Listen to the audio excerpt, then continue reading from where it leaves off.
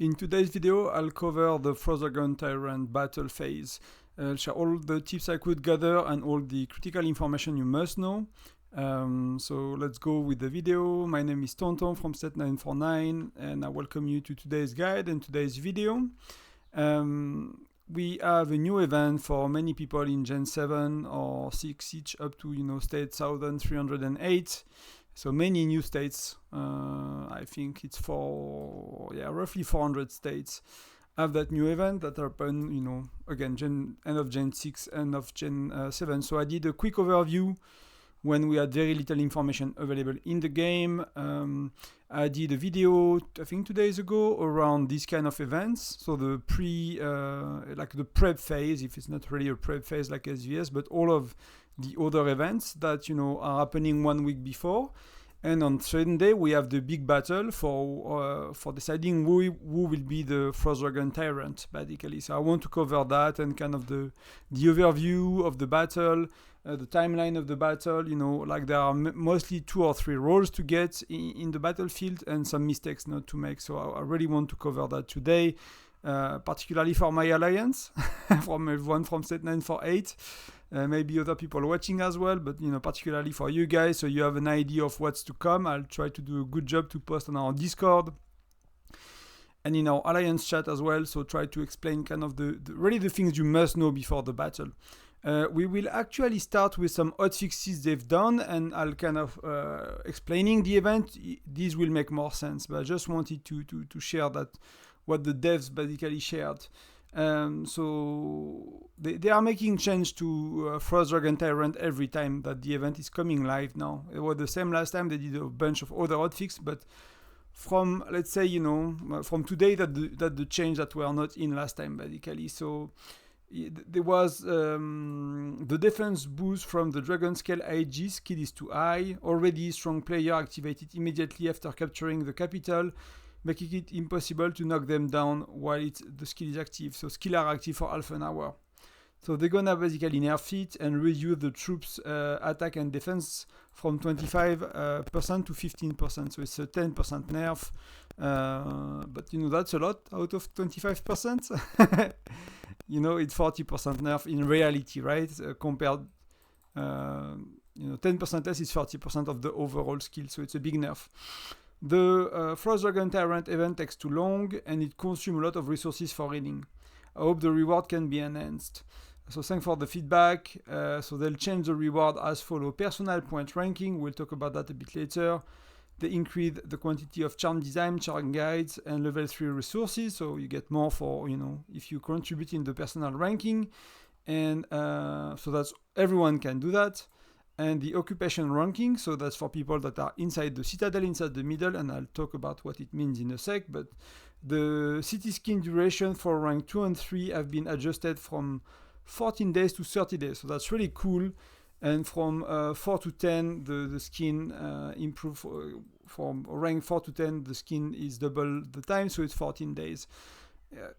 People that go for occupation and middle, they don't have resources problem. They are big whales that spend a lot of money, they don't have resources problem. Weaker player like you and me that are either free to play or medium spender, if you heal a lot, it's gonna be very taxing on your resources. Personal points earned from fighting beasts and gathering on the battlefield are too few. So they basically improve both. So escorts increase from 1.5 to 30,000. So that's a huge, 20 time increase. So that's a huge amount of increase, and I don't really realize how much of a real increase it is and how easier it is to get to your personal points rewards, right? And when gathering Dragonite, the personal points earned per... Okay, so we don't see the last one. Just let me check on their Facebook very quickly.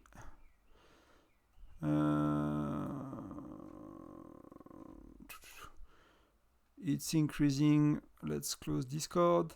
So they say it's increasing from 1.2 from 10 to 200. So same, it's 20 times increase. So that's huge. That's the only feedback. So basically, there are 3 roles, and one of the role is play for yourself and make points, and that will be a lot easier.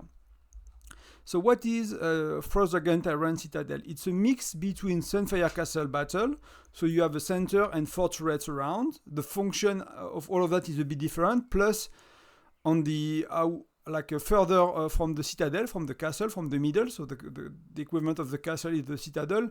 They are on a regular interval. There are mines spawning and monsters spawning, so like patrols and mines in Frostfire mines. So it's kind of a mix of both events. And the strongest whale of the cluster of states. So we are a bunch of 63 states together, and some of them there are 4 states, some of them are 60 or 130 states, stuff like that. It depends a bit on your server age. In that cluster of states, you have 90 alliances participating, and in these 90 alliances participating, you can have 60 players per alliance. So if you multiply 90 by 60, that's 5,400 players that will sign up for the event. Simple as that, right? So that's a lot of players. So you will have people that will fight for the middle, which will be the biggest whales, and people that will support the whales, people that will go for the turrets that give buff, and as well people that will farm the Dragonite and the monsters on the outskirts. So you kind of have these 3 things to support each other and to activate buff, but we'll talk about it later. So the last time we reviewed tutorial, rewards, predict, so we kind of know about all of that already, and then today we will go through that. And I'm not gonna go into detail of everything. It's gonna make the video too long and it's not that interesting. What I care about is understanding that the battle is for 6 hours, so that's a really good starter information. So it's like Sunfire Castle. So it's gonna start at 12 UTC, so until 18 UTC, right? And you can start to be in the zone, I think, from 11 UTC, but we'll double check that in a moment. So the last 2 phases, like that, these are all the prep phase kind of stuff, and I covered in the last video. So that's where it starts to be interesting, right? The capital will become vulnerable to attack 1 hour after the battlefield open and for the next 6 hours. So basically, my understanding is that at 11 UTC, you can teleport. So that's 11 UTC. Then at 12 UTC, the capital, so the building at the center, is vulnerable for attack for the next 6 hours. So that's where it starts, right? And if you... you have a first occupancy reward for attacking it, so it will be good, for whales to really be quick to teleport and to get to middle. So there is, reward for that, but that's not really important.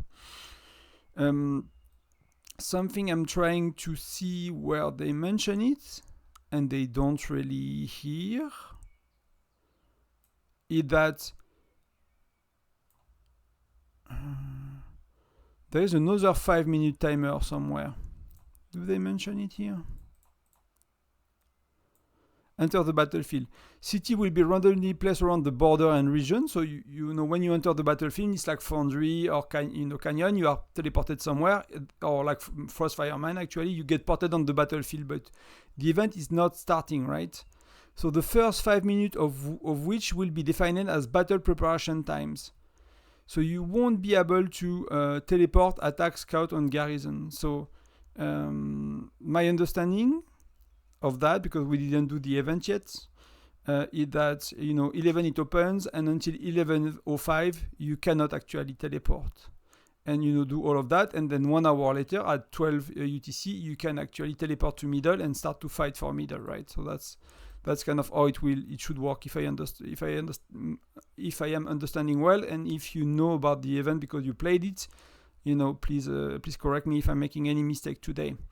So the capital is supported by 4 surrounding spires, which will also be vulnerable to attack in alternating half-hour periods. So I'll just show in the tutorial. So you have the center, the citadel, that I think that the red zone, so where you cannot shield, like in Sunfire Castle, that where you will have the mines and the patrol, and turrets will become available. So the turrets spire that may... so basically you will fight for the turrets for 30 minutes. The alliance with the most occupation time will have the turrets activated for 30 minutes. And turrets are giving buffs. So you have 4 of them. So, if you manage to get 2 of them, that's amazing because you are super strong alliance. And at the same time, you have to try to accumulate occupation time in the middle. Occupation time in the middle, again, is for a rally leader.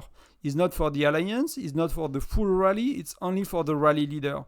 So, and likely rally leaders will accumulate 30, 60, 70, 90, 100 seconds and they'll be kicked out. So you can do 1 minute rally actually compared to Sunfire Castle when we can do 5 minute rallies. So imagine that you do 2-3 rally with your alliance, 1 minute rally, you get in. There are 60 other alliance around, so maybe 20 of them or something like that are doing 2 or 3 rallies at the same time, 1 minute rally, so you're gonna get kicked out very quickly even if you keep sending troops.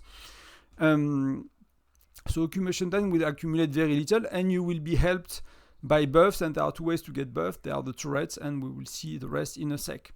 So that's kind of how it goes with the turrets, right? So they're on and off 30 minutes, so you fight for 30 minutes. So basically it's a 6 hour long. That's a 6 cycle for the turrets, right? You will fight for 30 minutes for the turrets and give the buff for 30 minutes and repeat, right? So some people have different strategies, whether they keep going at the middle or they try to get turrets and they try to get, into the middle with the turret buff to try to hold a bit. It really depends. But as you can have only 60 people per alliance, you have to choose kind of how you want to do it. So that's okay. We will talk about the buff in a sec.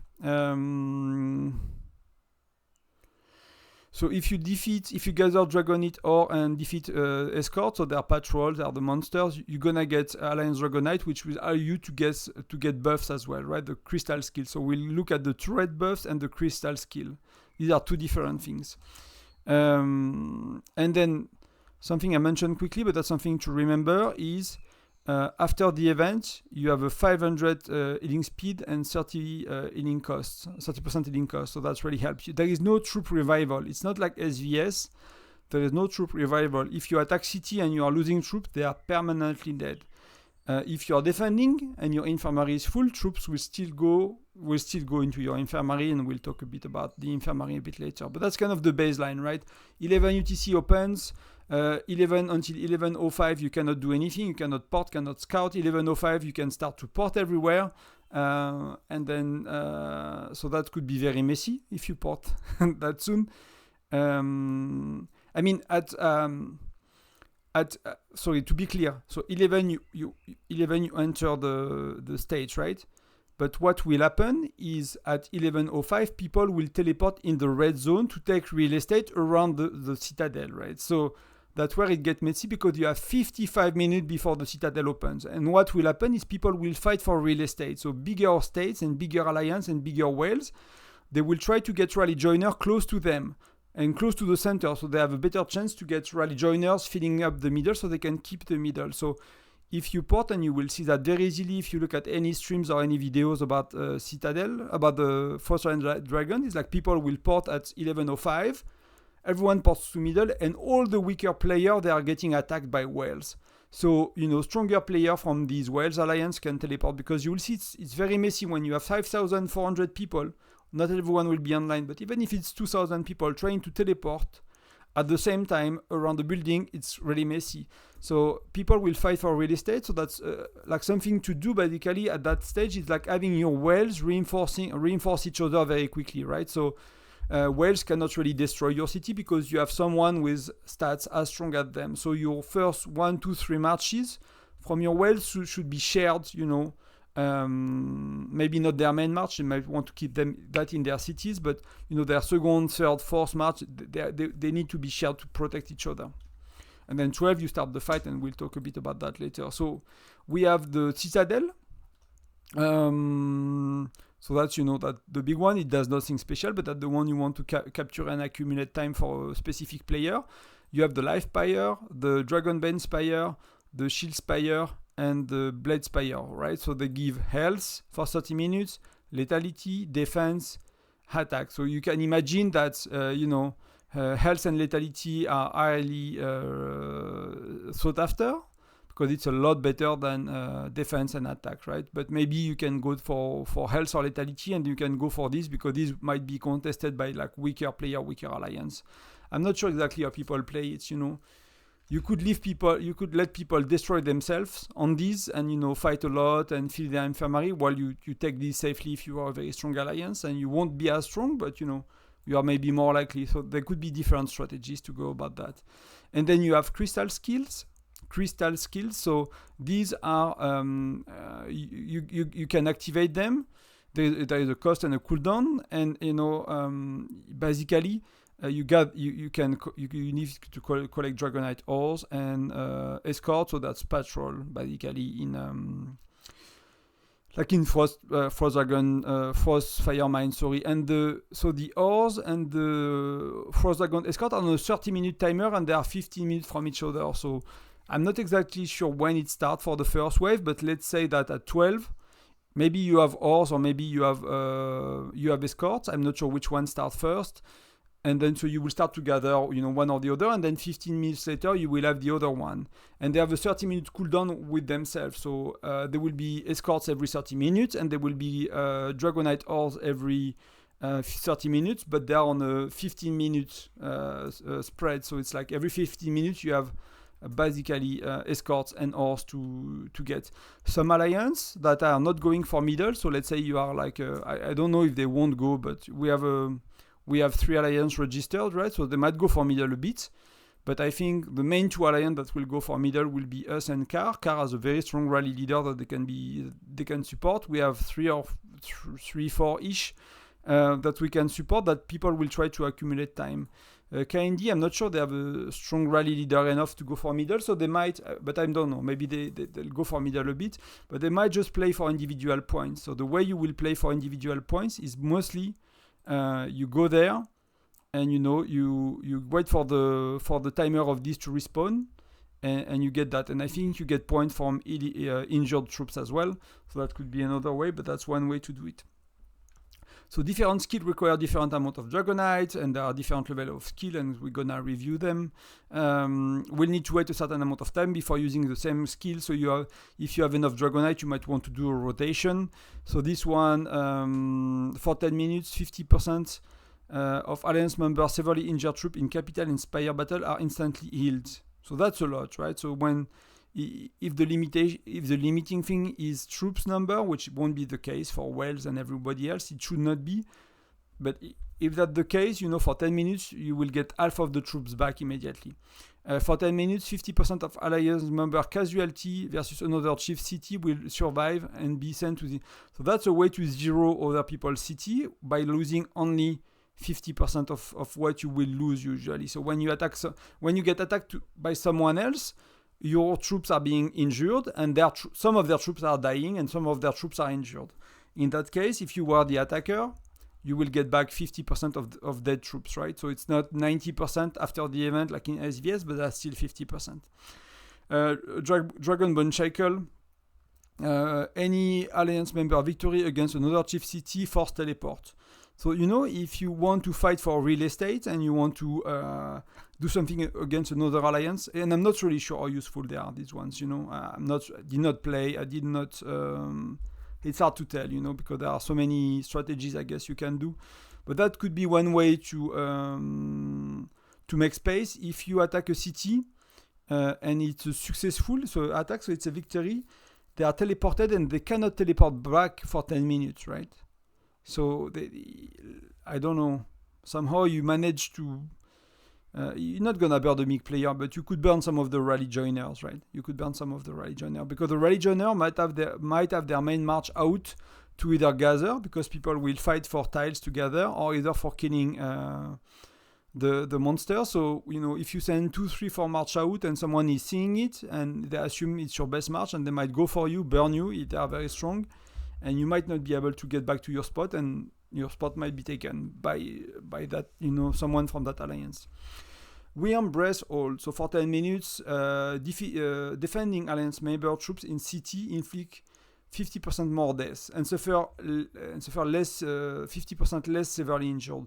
So that's if you get harassed by another alliance and they are trying to burn you.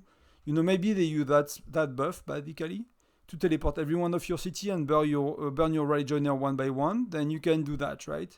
you can use this one. So they have a lot of dead troops, and you get a lot less to heal because they are injured for you only and dead for them. So I mean, I don't really know if these will be played, but that could be something to, it seems that they always have a counter to the skill. So that's the one that get nerfed for 30 minutes. So that's a long time. So these might cost a bit more.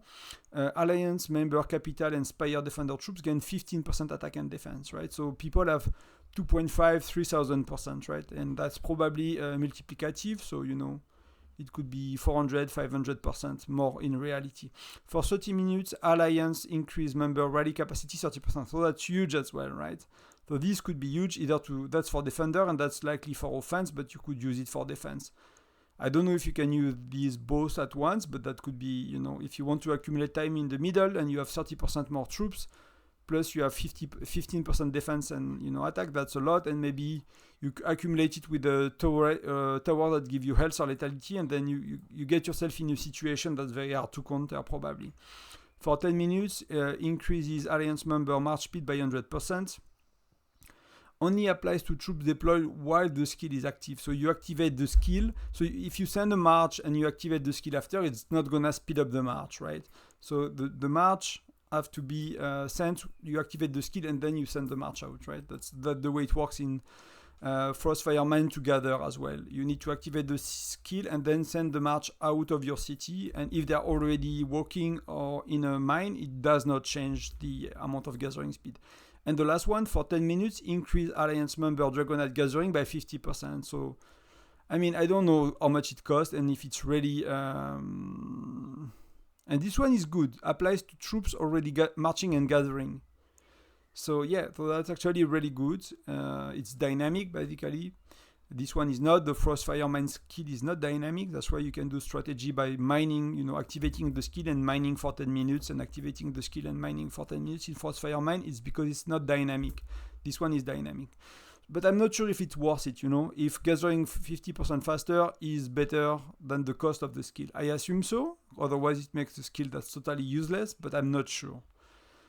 So yeah, so that's for the skill. So you can see you can make combos, you can have different strategies depending on the cooldowns and, looking at what the others are doing. Maybe if you rush to activate the skill, then everybody else will do it.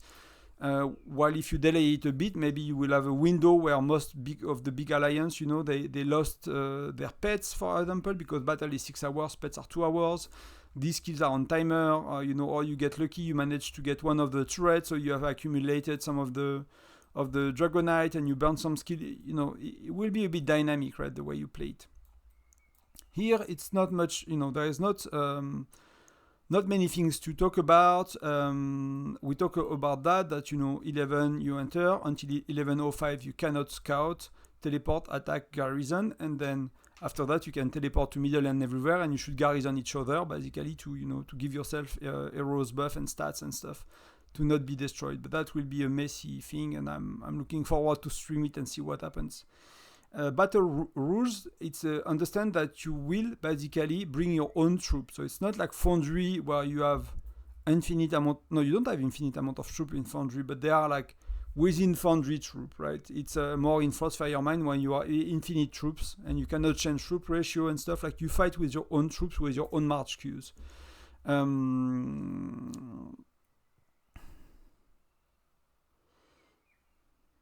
Yeah, that does not matter. You cannot enter if your troops are not in your city. Does not matter.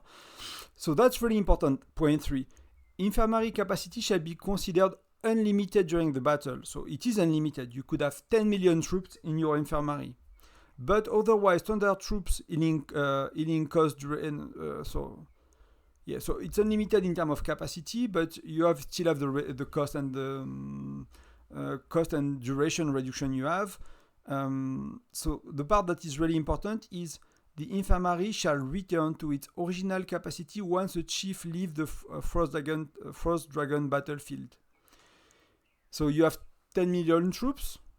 Your infirmary capacity is 2,500k, right? No, sorry, 2,050k. You have an overflow of 7 million, 750k troops, right?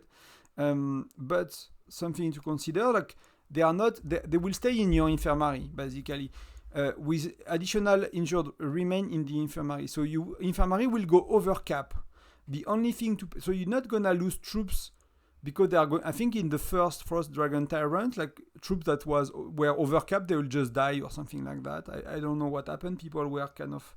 I did not follow that closely at the time. It was nearly 9 months ago or something. People were like, I lost million troops or something.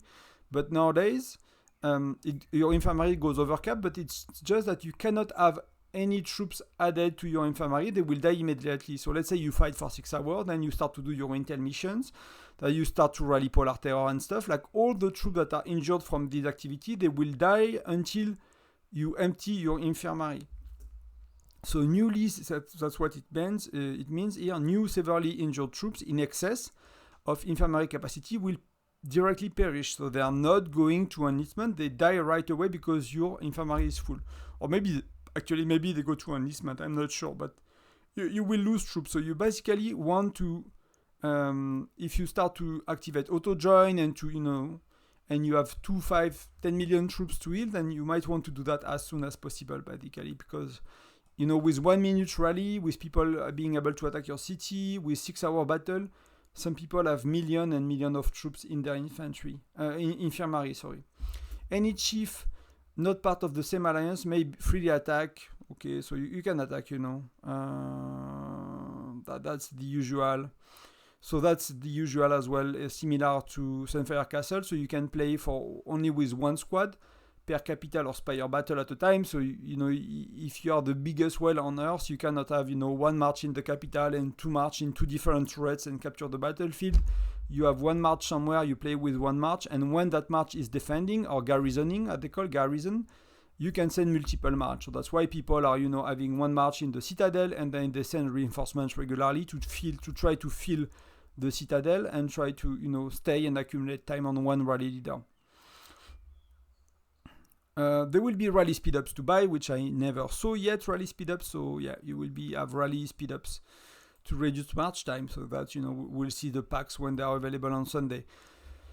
So successful attack on other cities shall not be rewarded with plunder, so you cannot steal resources of other people. That's what it means. Cities burn much faster, so that nothing too much to say about that. So if you leave the battlefield and the battle is not finished, you will have to wait 10 minutes before you re-enter. So it's not like Foundry, it's not gonna heal all your troops or anything like that. It's just that if somehow you leave the battlefield, not just exit to go to your city, but really use the leave button, you cannot go back. Presidential title, presidential skill, paid VIP, personal tech, all of that, effect normal on the battlefield, right? So that's kind of the rules. So some people, what do they do on their first Frostdragon Tyrant? They pop all of these, right? That's giving some buff. So the frames are not ready, but this one is, and all of these skills, because they are all accumulating, so they burn all of these, because they give buffs. So where are we? So that's most of the overview. I'll just check if there are something else I want to say. No, that's actually all I wanted to say with the overview, right? So again, timeline, 11, 11 it opens, 11:05, until 11:05 you cannot port, you cannot do anything. Until at 11:05 you can start to port anywhere, scout, attack, rally people, do a mess. There is no middle, there are no mine, there are no patrols to do. There are 55 minutes where people just gain control of real estate around turrets, around the center. So you might want to, to have an idea about how to place yourself. If you do not care to fight for middle, you might not want to enter the battlefield at that time. Or you might want to bubble outside of the red zone, right? I think you can bubble outside of the red zone, so you might just enter the battlefield, pop a bubble, and do your Dragonite or your patrol whenever you need. Or whenever you want to for personal points.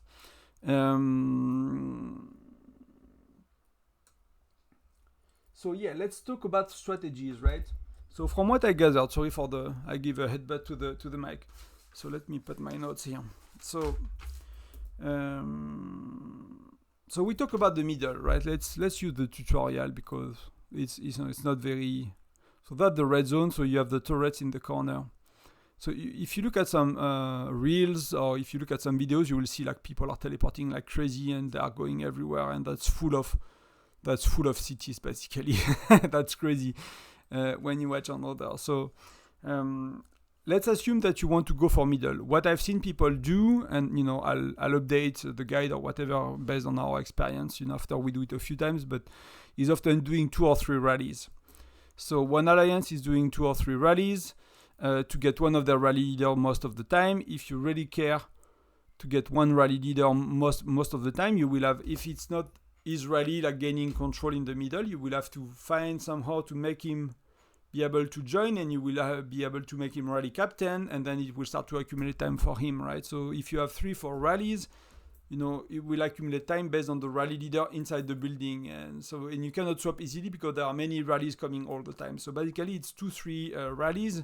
What you care about is best stats you can, pets, all of that, the usual stuff, and rally joiner, of course, that have the highest troop level as possible. And then when you are in the middle, is like sending marches, right? 1 or 2 marches back and forth to always have constant flow of troop. What I've seen people do on stream is often the biggest whale, they keep their main march to go to the Citadel, and they use roughly 2 marches to defend weaker players around that are rally joiners. So they are less likely to have their rally joiners being burned. So when you fight for the first 50 minutes, you get real estate and you get a good placement, with maybe you can ally with other states, actually. That's something that I've been done, I think, in the first Dragon Tyrant, where the Korean alliance that won, and from my understanding, was a teamwork of all the Korean alliance in that bracket. So if you think about 60 states, you could do like, all the, whatever you can find friends, you can ally by language, you can ally by whatever, whatever you do, but you can have an alliance that try to burn people to gain real estate, so they'll gather the buffs, with the Dragonite or whatever, they'll gather that, they'll activate the buff that force people to teleport, and they'll start to launch rallies on people around you. So you can do a lot of things if you don't play alone, either on your state and either on your in your state, if you play with other alliance or if you play with other states. But you will want as a rally leader to focus on middle to get if you want, and then maybe defend a few 2-3 players depending on the strength of your march to share your stats basically to cities. It's a lot of harder for someone that has 2k, even if it's 250,000 troops, right? From a very strong rally, it's very hard to hit a city with 3 million troops when there is a very good rally leader, even if they are a bit weaker than them. Even if it's not your main heroes, because there is so many troops, it's gonna be still tough for them to burn that city. And so rally joiners, like what I've seen a lot is like people that port really around the Dragon Tyrant.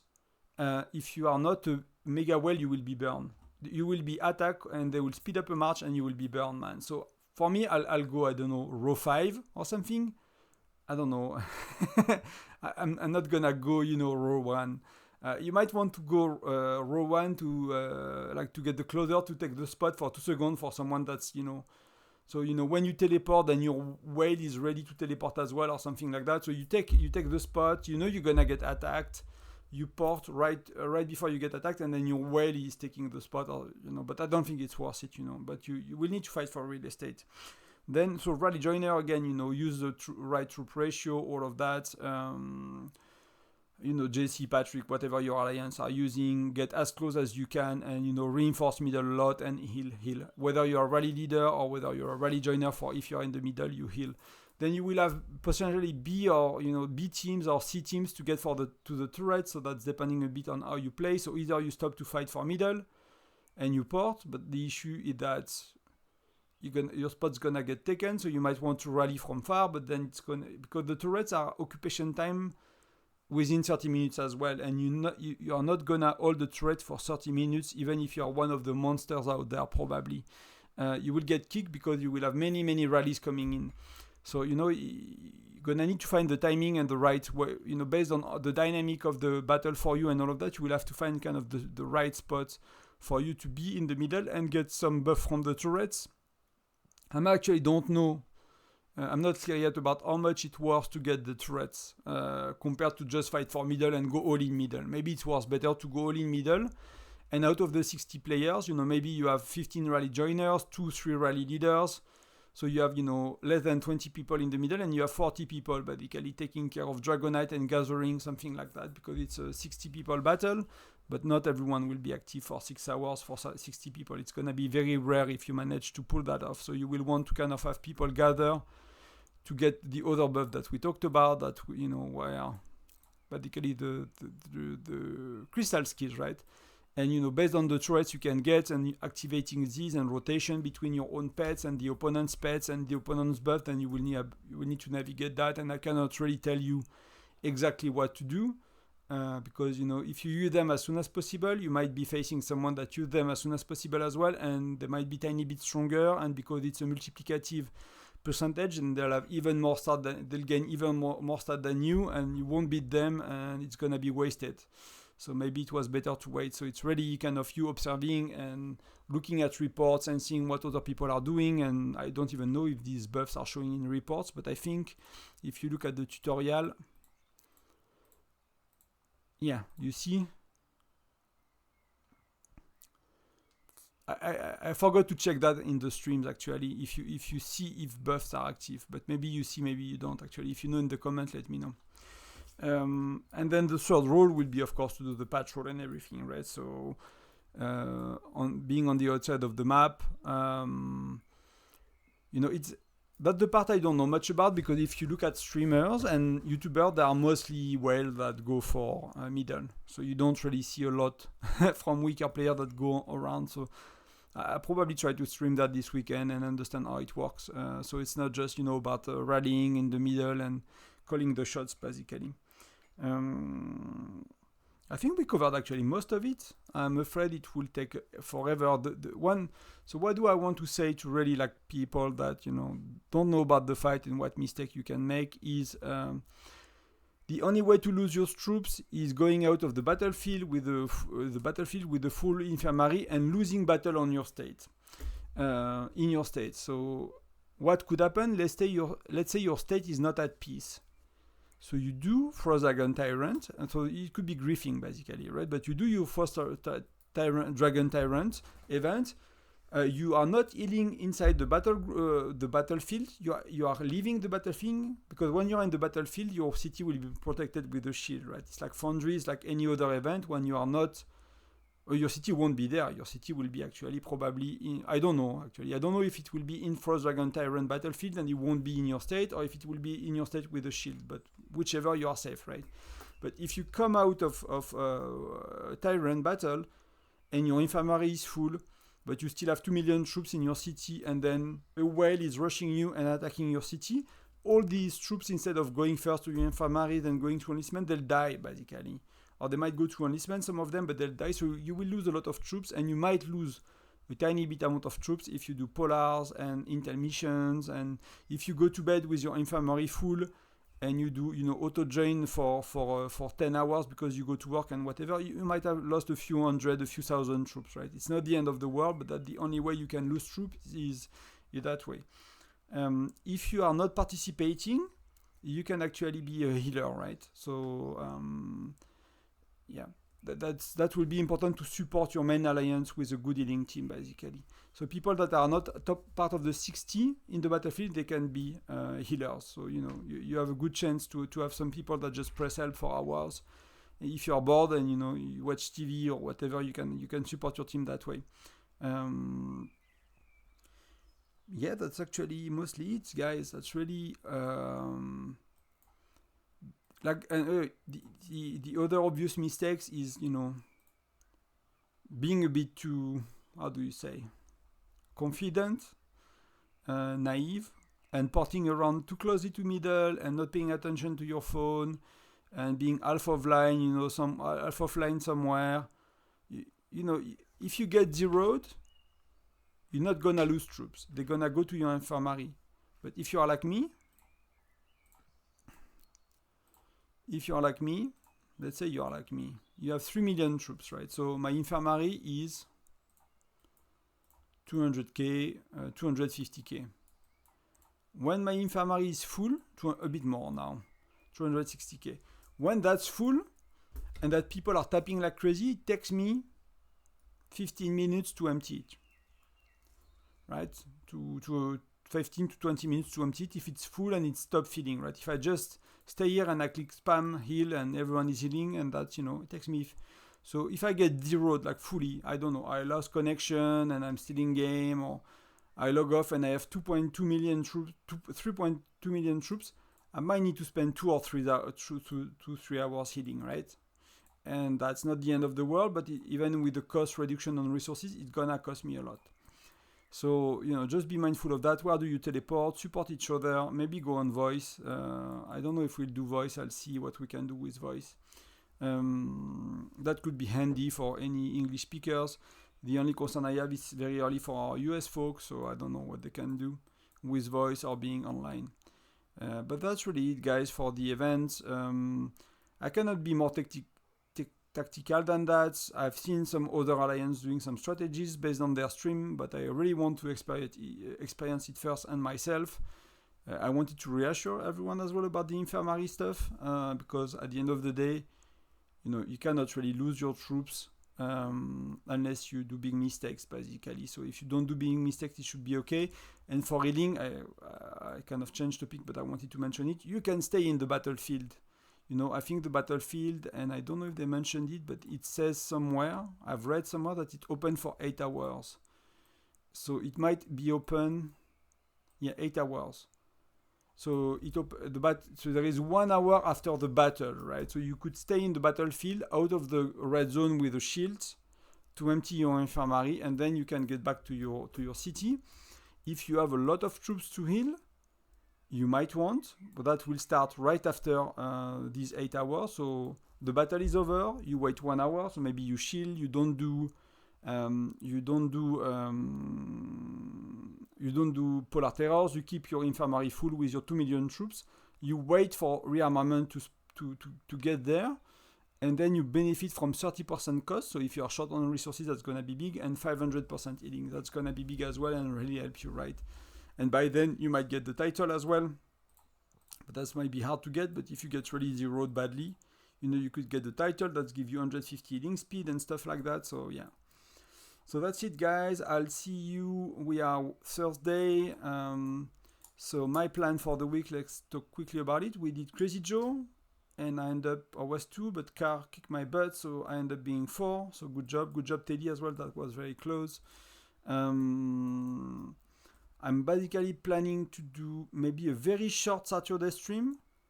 I'm not sure, but maybe a very short Saturday stream where I'll play basically local Sunfire Castle, and at the last day for marble and stuff. So I'll keep all of my marbles, all of my things regarding to events.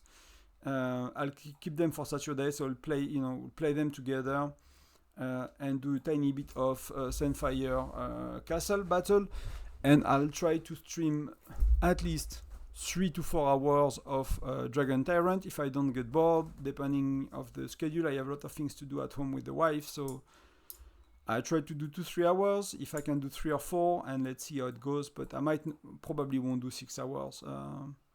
Unless I have time and unless things are... It's not a very good weekend for weather here, so we might not be able to do the garden and stuff we want to do, so I might, but expect 2-3 hours more if, either I manage to do what I need to do before, or if, we really have a lot of fun and it's really engaging and stuff, and, we really enjoy it and we'll go for it a bit longer. But I'll start at the beginning, maybe from 11 UTC, and then do, the first hours just to see how it goes. I'm really curious about that part, and then the first 1, 2, 3 hours of the battle itself, and see if we can accumulate time middle for ourselves. So yeah. Again, thank you very much for watching. I'll try to record a video. There are a few requests that you guys have made, so I'll try to go through one of them. Might have to do with refining fire crystals or T11. As you might have spotted, my T11 are coming to an end tomorrow in 20 hours. So tomorrow evening at that time, I might be able to record a video about it. I'm not gonna train troops, but I'll unlock T11. So yeah. So something around that, maybe tomorrow, again, because it was requested. Then I see you tomorrow, guys. See you Saturday or Sunday live stream. I wish you the best of luck for the end of the week. Thanks God it's Friday if you are part of that team. And talk to you soon. Bye bye.